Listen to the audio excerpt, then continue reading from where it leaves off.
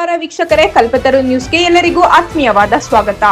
40ನೇ ವಿವಾಹ ವಾರ್ಷಿಕೋತ್ಸವ ಮುರಳೀಧರ ಹಾಲಪ್ಪ ದಂಪತಿಗೆ ಕರಿ ವೃಷಭ ದೇಶಿ ಕೇಂದ್ರ ಸ್ವಾಮೀಜಿಗಳ ಆಶೀರ್ವಾದ. ಕರ್ನಾಟಕ ಕೌಶಲಾಭಿವೃದ್ಧಿ ಮಂಡಳಿಯ ಮಾಜಿ ಅಧ್ಯಕ್ಷರು ಹಾಗೂ ಕೆಪಿಸಿಸಿ ಉಪಾಧ್ಯಕ್ಷರಾದ ಮುರಳೀಧರ ಹಾಲಪ್ಪ ಮತ್ತು ಕಲ್ಪನಾ ಮುರಳೀಧರ ಹಾಲಪ್ಪ ದಂಪತಿಯ 40ನೇ ವಿವಾಹ ವಾರ್ಷಿಕೋತ್ಸವದ ಅಂಗವಾಗಿ ಅವರ ನಿವಾಸದಲ್ಲಿ ವಿಶೇಷ ಪೂಜೆ ಹಾಗೂ ಪಾದಪೂಜೆ ಕಾರ್ಯಕ್ರಮ ಭಕ್ತಿ ಭಾವದಿಂದ ನೆರವೇರಿತು. ಕಾರ್ಯಕ್ರಮದಲ್ಲಿ ನೊಣಮಿನಕೆರೆ ಕಾಡುಸಿದ್ದೇಶ್ವರ ಮಠದ ಪೀಠಾಧ್ಯಕ್ಷರಾದ ಶ್ರೀ ಶ್ರೀ ಶ್ರೀ ಕರಿ ವೃಷಭ ದೇಶಿ ಕೇಂದ್ರ ಸ್ವಾಮೀಜಿಗಳು ಭಾಗವಹಿಸಿ ಪಾದಪೂಜೆ ಸ್ವೀಕರಿಸಿ ದಂಪತಿಗೆ ಆಶೀರ್ವಾದ ನೀಡಿದರು. ಇದೇ ವೇಳೆ ಮುರಳೀಧರ ಹಾಲಪ್ಪರವರು ಸಾರ್ವಜನಿಕ ಸೇವೆ, ಸಾಮಾಜಿಕ ಕಳಕಳಿ ಮತ್ತು ರಾಜಕೀಯ ಭವಿಷ್ಯದ ಕುರಿತು ಮೆಚ್ಚುಗೆ ವ್ಯಕ್ತಪಡಿಸಿದ ಸ್ವಾಮೀಜಿಗಳು ರಾಜ್ಯ ರಾಜಕೀಯದಲ್ಲಿ ಅವರಿಗೆ ಇನ್ನಷ್ಟು ಉನ್ನತ ಸ್ಥಾನಮಾನಗಳು ದೊರೆಯಲಿ ಎಂದು ಹಾರೈಸಿದರು. ಸಂದರ್ಭದಲ್ಲಿ ಮಾತನಾಡಿದ ಶ್ರೀಗಳು ಮುರಳೀಧರ ಹಾಲಪ್ಪರವರು ಯುವಕರು, ಮಹಿಳೆಯರು, ರೈತರು, ಕಾರ್ಮಿಕರು ಹಾಗೂ ಜನಸಾಮಾನ್ಯರ ಪರವಾಗಿ ಸೇವಾ ಕಾರ್ಯಗಳಲ್ಲಿ ನಿರಂತರವಾಗಿ ತೊಡಗಿಕೊಂಡಿದ್ದಾರೆ. ಅವರು ಶ್ರೀ ಕಾಡುಸಿದ್ದೇಶ್ವರ ಮಠದ ಹಳೆಯ ಭಕ್ತರಾಗಿದ್ದು ತಮ್ಮ ಕುಟುಂಬದೊಂದಿಗೆ ಮಠದ ಧಾರ್ಮಿಕ ಪರಂಪರೆಯನ್ನು ಮುಂದುವರಿಸಿಕೊಂಡು ಬಂದಿದ್ದಾರೆ.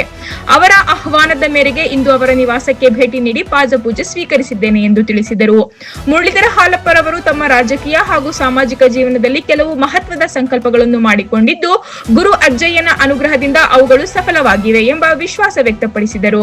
ಶ್ರೀಗಳು ಮುಂದಿನ ದಿನಗಳಲ್ಲಿ ಅವರು ಮತ್ತಷ್ಟು ಜನಸೇವೆಯಲ್ಲಿ ತೊಡಗಿಕೊಂಡು ಉನ್ನತ ಮಟ್ಟಕ್ಕೆ ಬೆಳೆಯಲಿದ್ದಾರೆ ಎಂದು ಆಶೀರ್ವಚನ ನೀಡಿದರು. ರಾಜ್ಯದ ಪ್ರಸ್ತುತ ರಾಜಕೀಯ ಬೆಳವಣಿಗೆಗಳ ಕುರಿತು ಪ್ರತಿಕ್ರಿಯಿಸಿದ ಸ್ವಾಮೀಜಿಗಳು ಮುಖ್ಯಮಂತ್ರಿ ಮತ್ತು ಉಪಮುಖ್ಯಮಂತ್ರಿಗಳಿಗೆ ಗುರುಗಳ ಅನುಗ್ರಹವಿದ್ದು ಸರ್ಕಾರ ಎದುರಿಸುತ್ತಿರುವ ಸವಾಲುಗಳು ಶೀಘ್ರವೇ ಪರಿಹಾರವಾಗಲಿದೆ ಎಂದು ಹೇಳಿದರು. ಮುಖ್ಯಮಂತ್ರಿಗಳಾಗಿರುವಂತಹ ಡಿಕೆ ಶಿವಕುಮಾರ್ ರವರ ನಾಯಕತ್ವ ಸಮರ್ಥವಾಗಿದೆ ಎಂದು ಶ್ಲಾಘಿಸಿದರು.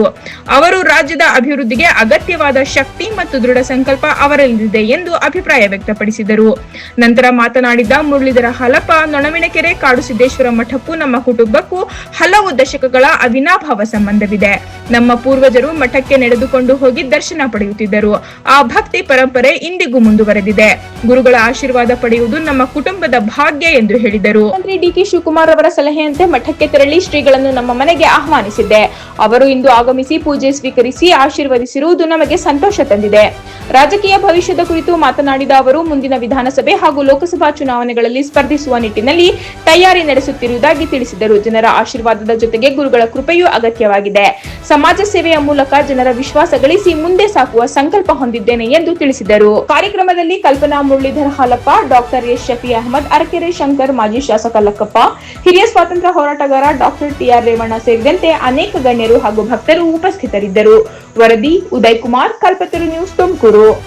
ಆ ಒಂದು ಅಧಿಕಾರ ವರ್ಗದವರು ಏನು ತೀರ್ಮಾನ ತಗೊಳ್ತಾರೆ ಅವರು ಕಂಕಣಬದ್ಧರಾಗಿ ನಿಂತು ರೈತರ, ಬಡವರ, ಸೈನಿಕರ, ವರ್ತಕರ, ಯುವಕರ ಪರಿಪೂರ್ಣವಾಗಿರ್ತಕ್ಕಂಥ ರಾಜ, ಪ್ರತ್ಯಕ್ಷ ದೇವತಾ ನಮ್ಮ ಪರಮ ಪೂಜ್ಯ ಗುರುಗಳಾಗಿರ್ತಕ್ಕಂಥವರು ಮಾನವ ಧರ್ಮಕ್ಕೆ ಜಯವಾಗಲಿ, ಧರ್ಮದಿಂದಲೇ ವಿಶ್ವಕ್ಕೆ ಶಾಂತಿ ಅಂತಕ್ಕಂಥ ಮಂತ್ರವನ್ನು ಘೋಷಣೆ ಮಾಡಿದ್ದಾರೆ.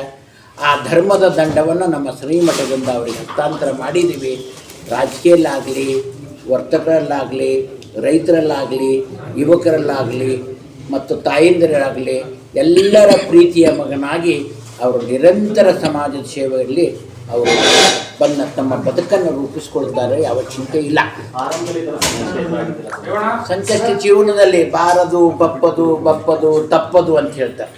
ಎಲ್ಲರಿಗೂ ಅದು ಬರುವಂಥ ಸಂಕಷ್ಟ ಇರುವುದೇ.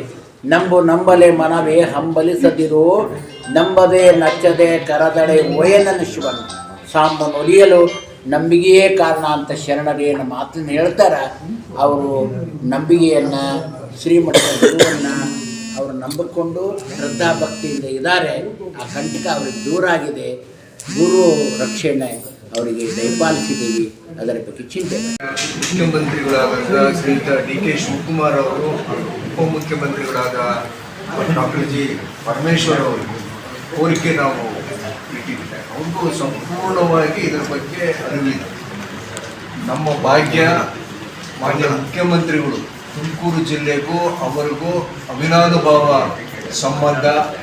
ಅವರ ದೇವರು, ಅವರ ಶ್ರೀಮಠ ಎರಡೂ ನಮ್ಮ ಜಿಲ್ಲಾ ವ್ಯಾಪ್ತಿಗೆ ಬರ್ತಕ್ಕಂಥದ್ದು. ಹಾಗೆಯೇ ಉಪಮುಖ್ಯಮಂತ್ರಿಗಳಾದಂಥ ಪರಮೇಶ್ವರ್ ಅವರು ಅವರ ಮನಸ್ಸಿನಲ್ಲಿ ಜಿಲ್ಲೆಗೆ ಏನಾದರೂ ಒಳ್ಳೆ ಸ್ಕೀಮ್ಗಳು, ಪ್ರೋಗ್ರಾಮ್ಸ್ಗಳು ತೊಗೊಂಬರಬೇಕು ಅಂತೇಳಿ ಅವ್ರಿಗೂ ಆಕಾಂಕ್ಷೆಗಳಿದ್ದಾವೆ. ಅದೆಲ್ಲರನ್ನೂ ಈಡೇರಲಿ ಅಂಥೇಳಿ ಪರಮ ಪೂಜ್ಯ ಅಜ್ಜಯ್ಯನವ್ರನ್ನ ನೊಣಗಿನಕೆರೆ ಅಜ್ಜಯ್ಯನವ್ರನ್ನ ಇವತ್ತಿಗೆ ನಮ್ಮ ಮನೆಗೆ ಆಗಮಿಸಿದರು. ಅವರನ್ನು ಆಶೀರ್ವಾದ ಮಾಡಿದ್ದಾರೆ.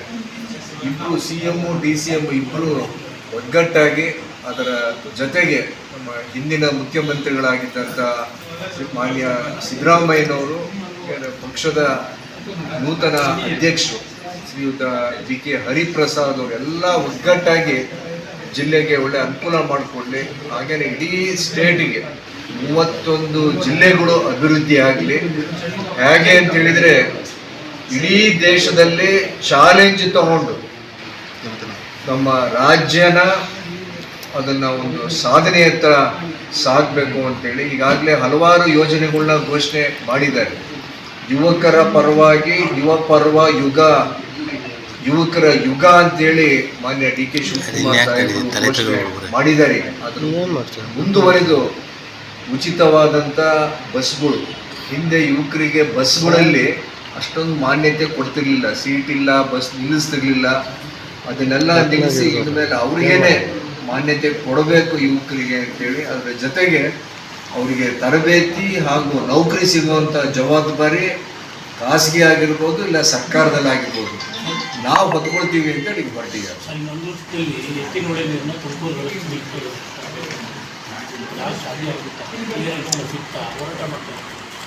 ಎತ್ತಿನ ಹೊಳೆದು ಎಲ್ಲ ಜನಸಾಮಾನ್ಯರು ಮುಖಂಡರ ಸಹಕಾರದಿಂದ ಚೆನ್ನಾಗಿ ನಡೆದಿದೆ. ಕೇಂದ್ರ ಸರ್ಕಾರ ಅದಕ್ಕೆ ಅನುಮತಿ ಕೊಟ್ಟಿದ್ದಾರೆ. ಅದರ ಜೊತೆಗೆ ಉಪಮುಖ್ಯಮಂತ್ರಿಗಳು ಅದಕ್ಕೆ ಹಠಕ್ಕೆ ಬಿದ್ದಿದ್ದಾರೆ. ಏನಾದರೂ ಆಗಲಿ ಮುಂದಿನ ವರ್ಷ ಅಲ್ಲ, ಡಿಸೆಂಬರ್ ಒಳಗಡೆ ನಮ್ಮ ತುಮಕೂರು ಜಿಲ್ಲೆಗೆ ತಿಟ್ಟೂರಿಂದ ಪ್ರಾರಂಭವಾಗಿ ಗುಬ್ಬಿ, ತುಮಕೂರು, ಕೊರಟಗೆರೆ, ಮಧುಗಿರಿ, ಶಿರಾ ಈ ಭಾಗದಲ್ಲಿ ನೀರು ಬರಲೇಬೇಕು ಅಂತೇಳಿ ಅವರದ್ದು ಅದನ್ನು ಸಾಧನೆ ಮಾಡಲೇಬೇಕು ಅಂತೇಳಿ ಈಗ ಬರ್ತಿದ್ದಾರೆ, ಮಾಡೇ ತಿಕ್ಕಿರ್ತಾರೆ. ಸ್ವಾಮೀಜಿ ಅವರು ತಮಗೇನಾದರೂ ಸ್ಥಾನಮಾನದ ಏನಾದರೂ ಕೊಟ್ಟರೆ ಸರ್ ಭಯ ಅಂತ? ಅವ್ರದ್ದು ಶ್ರೀಮಠದ್ದು ಅಜ್ಜಯ್ಯನವ್ರದ್ದು ವೀರಗಂಗಾಧರ ಸ್ವಾಮಿಗಳ ಸಮಯದಿಂದಲೂ ನಮ್ಮ ಕುಟುಂಬದ ಮೇಲೆ ಆಶೀರ್ವಾದ ಇದ್ದೇ ಇದೆ, ಸದಾ ಕಾಲನೂ ಇದ್ದೇ ಇರುತ್ತೆ. ಏನಾದರೂ ಸ್ಥಾನಮಾನ ಸಿಗುತ್ತಾ ಅಂತ ಥರದ್ದು ಏನಾದರೂ ಭರವಸೆ ಕೊಟ್ಟು ನಮ್ಮ ಕುಟುಂಬದ ಮೇಲೆ ಅವ್ರು ಯಾವಾಗಲೂ ಇದೆ, ಈಗಲೂ ಒಂದು ಸಂಕಲ್ಪ ಮಾಡೇ ಹೋಗಿದ್ದಾರೆ. ಒಳ್ಳೇದಾಗುತ್ತೆ ಅಂತೇಳಿ ನಾವು ಭಾವಿಸ್ಕೊಂಡಿದ್ದೀವಿ. ಒಳ್ಳೆ ಸಂಕಲ್ಪ ಮಾಡಿದ್ದಾರೆ, ಅದಾಗುತ್ತೆ ಸಂಕಲ್ಪ ಹೇಳ್ಬೋದು. ಅಲ್ಲ, ಮುಂದೆ ವಿಧಾನಸಭೆ ಹಾಗೂ ಲೋಕಸಭೆಗೆ ಸತತ ಪ್ರಯತ್ನ ಇದ್ದೇ ಇದೆ. ಅಭಿಲಾಷೆ ಈಡೇರುತ್ತೆ ಅಂತೇಳಿ ಆಶೀರ್ವಾದ ಮಾಡಿದ್ದಾರೆ.